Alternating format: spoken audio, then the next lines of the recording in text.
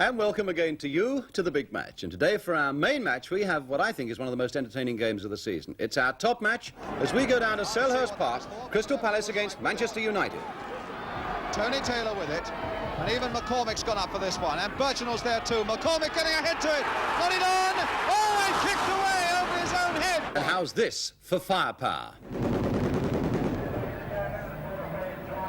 And just what those big guns were doing at Crystal Palace yesterday, we'll show you a little later in the programme. Incidentally, the Greek national team, here to play England at Wembley on Wednesday, were given the choice of watching Arsenal or West Ham, but they said they would like to see this one. Above all, they said, they wanted to watch the one and only George Best. And Best is sure to pose problems for this Crystal Palace side. Picking up form again now, David Payne recovered from injury is at 2. Steve Kember is the new skipper.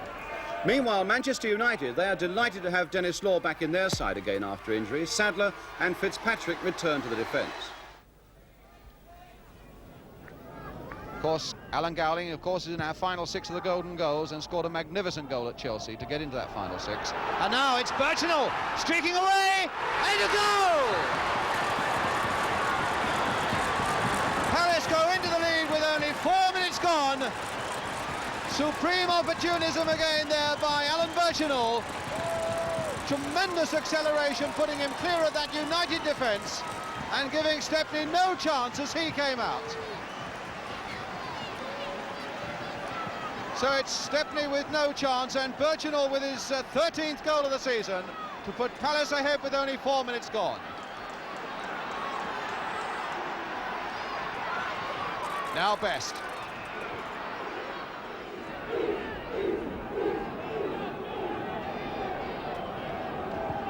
Perrin with the kick to Fitzpatrick. And now Best. With a shot across that Palace goal, that wasn't so far off.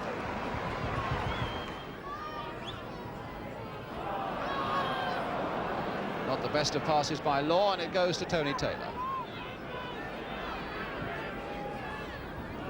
Sadler, oh, losing it to Tambling. And number 2, Bobby Tambling. A mistake by Sadler, giving Stepney no chance. And Tambling makes it 2-0. It was Sadler's mistake, and Tambling pounced on it.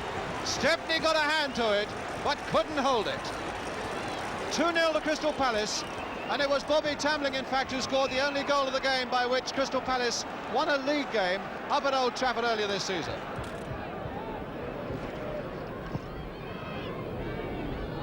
Gowling leaping for it, but beaten by McCormick. Willie Morgan turning it back again. Payne getting underneath that one, straight to George Best.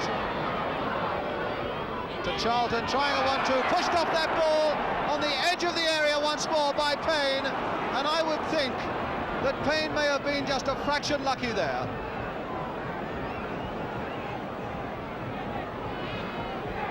So it's United's free kick, and it's going to be Charlton and Best standing over this ball. There's the Crystal Palace wall, Best number 7. Fitzpatrick's gone on the far side, Gowling's up there too, Law as well, even Edwards up there, Claren coming in. And they've got to be 10 yards off this ball. Best flicking it sideways for Sadler to bust it through, and my goodness, that was good work by Jackson. He really did burst that one through, low and hard.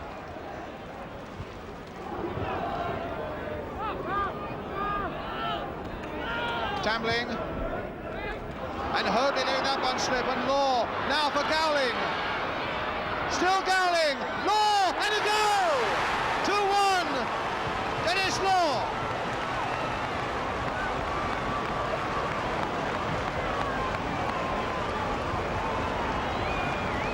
Law and Gowling delighted, and Law telling Gowling that it was his cool-headedness that set up that chance, unmistakably, for Denis Law to come in there like a whiplash and finish it off. So Manchester United, with 3 minutes to go to half-time, get back into this game. Law was saying he wants it in the air, so too does Gowling. And Law, in fact, with an overhead kick, and it's there! He didn't catch it properly, but it went in for all that. Completely deceiving John Jackson. Struck low by Charlton. Law tried the most extravagant of overhead kicks. He didn't catch it properly, but it went in all the same. And United are level. Virginal with his head to it, done to hoof it away. Gowling and Hoadley, and now Best off in chase. Jackson doesn't know whether to come or stay. Still Best, still Best, still Best, and a goal kick. And on the far side, Crerar. Look at that for a pass as well. What a superb pass by Charlton. Oh, not such a good one by Paddy Crerar, but in fact Bobby Charlton made something of it. Law lifting himself again. Gowling, Best, and there it is! George Best, 3-2, and Manchester United's comeback is complete.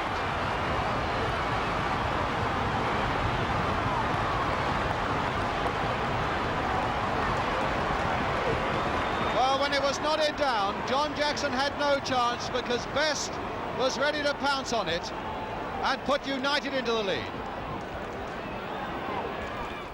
Kemba, Payne, and Best once more bursting on that scene and played there nicely by Crerar for Best to hammer on, and Jackson, and it's there!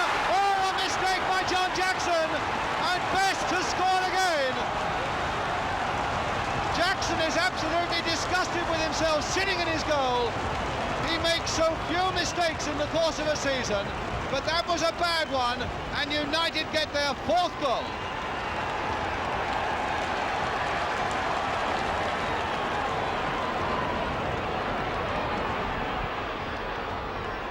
Finding Morgan.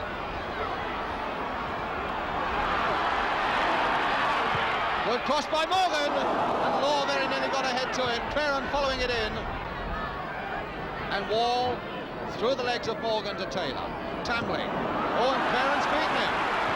Played there for Law, and number five by Dennis Law. And that, of course, is Law's hat-trick. So a hat-trick by Law and two by George Best. And that goal made for him by Pat Crerar.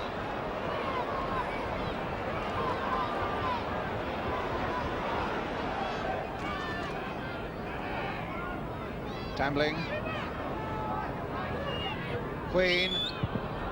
Oh, and that might still fall for Taylor, and it was hacked behind for a corner by Paul Edwards. Taylor with the corner. Wall flicking it in, and it's there by Queen! Jerry Queen, who got the final touch.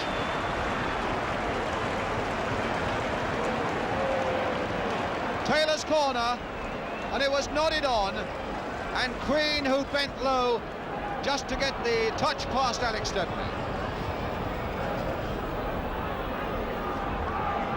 So 8 goals now in this game that has been full of so much good entertainment. Tambling. Scott is closely with him. Here's Scott.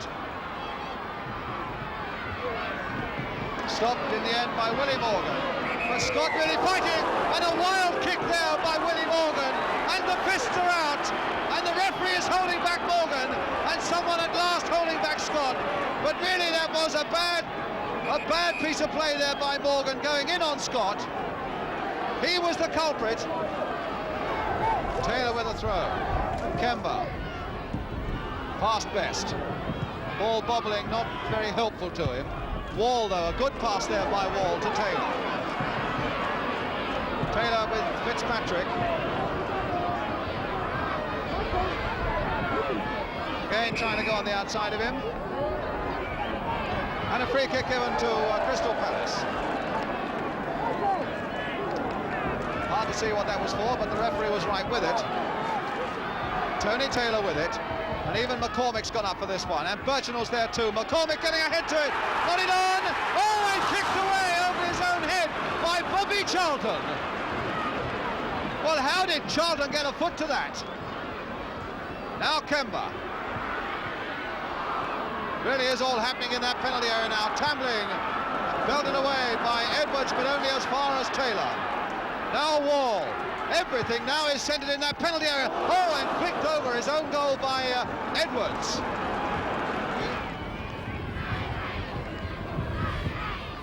And Hoadley to get it away. Done. Edwards, and the final whistle on a wonderful game, and a tremendous credit to Manchester United. Dennis Law, the hat-trick man, and George Best it is, who scored 2. They are the men who really, there's Best, they are the men who really put Palace to the sword. But a really marvellous and magnificent performance by Manchester United to come back when it looked as though they were out of it. And so the final score here, as the crowd comes roaring on to say farewell to Manchester United at the end of a superb afternoon. The final score, Crystal Palace 3, Manchester United 5. What about Manchester United yesterday? After the game at Shelhurst Park, I had a word with Dennis Law. First, I asked him when he'd last scored a hat-trick. I think, Brian, as I told you before, I think it was 5-a-side the last time I got a hat-trick. Oh, it's so long ago, I can't really remember. And away from home as well. Dear, we don't score many. 5-goal wins away from home. Was there one goal that gave you particular pleasure today? The first. That was when Alan Gowling played so well, so cool, yeah, didn't he? But apart from the goal, it sort of brought us back into the game because we were 2-0 down, and it's only a few minutes ago. I had to look at the clock, and this goal came about 3 minutes before half-time, which was nice to get back into the game then, of course. George Best, 2 goals. Well, of course, he's a marvellous player, isn't he? You know, I think the second goal was... it was a bit unfortunate for the goalkeeper because the ball was swerving like anything, and he was a bit unlucky really, but it was a marvellous shot.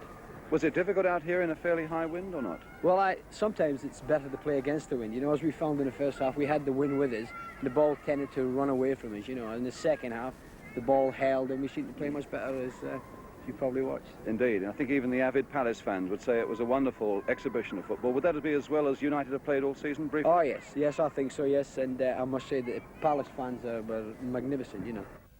So, some kind words from Dennis Law for the Palace fans, and now with another view of that game, here's Jimmy Hill. Well, in fact, it was a bright and enterprising start from Crystal Palace, as has happened so often when I've seen them.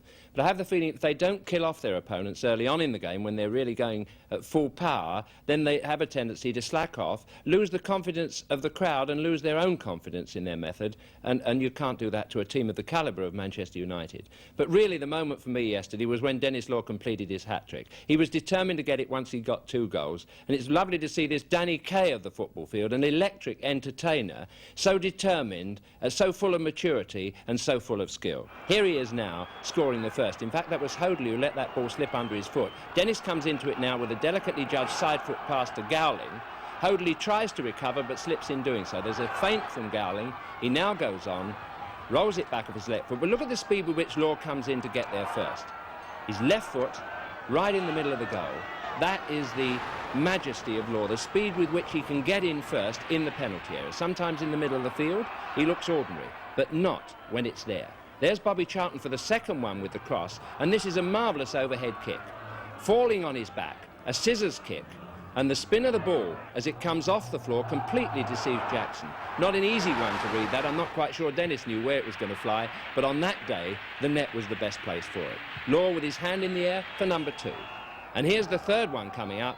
A bad pass back there from Tony Taylor. Bobby Tamlin tries to recover, but what I want you to watch here is how quickly Paddy Creran sums up the position in the middle, gives the early ball, and gives Dennis the chance to whack it in with that right foot. Perfectly placed in that corner of the goal. No possibility for the goalkeeper there. A lot of people saying Law was finished. If he's finished, well, I only wish that I had some of that ability left in me. And of course, it wasn't only Law's day. The other great entertainer in the Manchester United side, Georgie Best, wouldn't be outdone. He scored 2 beautiful goals. One, perhaps a slight mistake from Jackson, but this was the second and the best of them. Creran on the left wing, switching it over the middle, and we get a chance to see Bobby Charlton now. Another one of United's grand old men. There's a delicate flick to the left.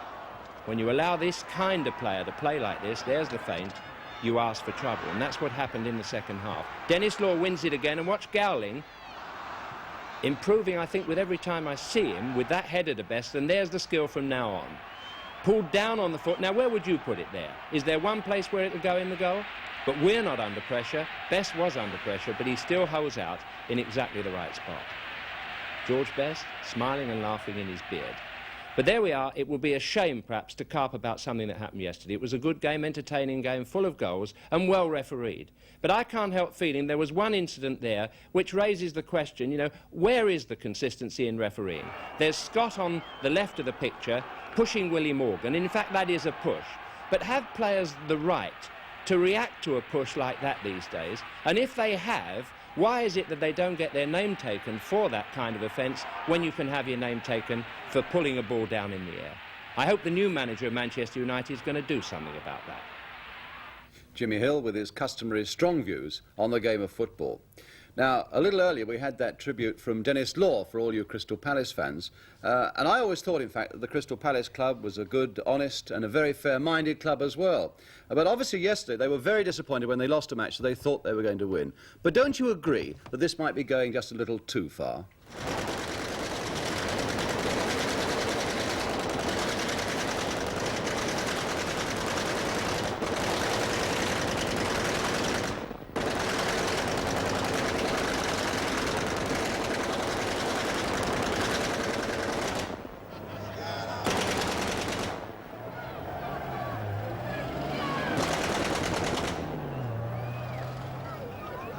Well, that most certainly is one way of wiping